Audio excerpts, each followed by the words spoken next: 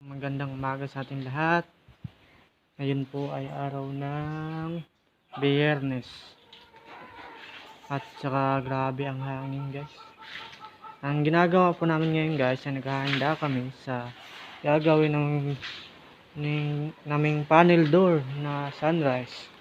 Ng kahoy pong ito ay teak wood na kung tawagin ay tugas. Yan po. Ito po yung kortina at yung mga pesa niya. At ito po yung ginagamit namin pangbutas dito. Tsaka dito rin mga design.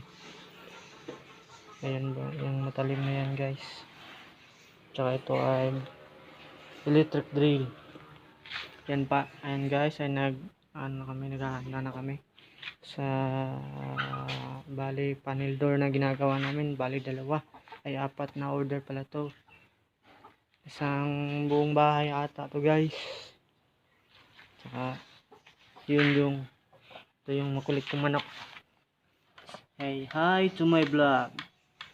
Yan, guys. Ito po yung makulit ng manok.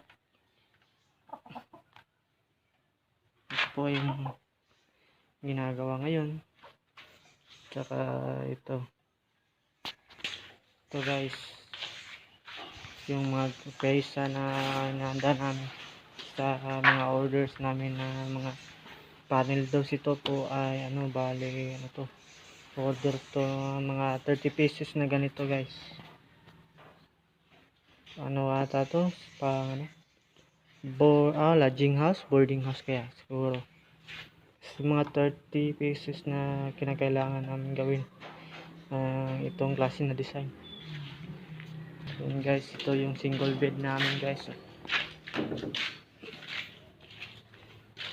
Bali ganitong design yung gagawin namin sa panel door, guys, na may carving sa gitna.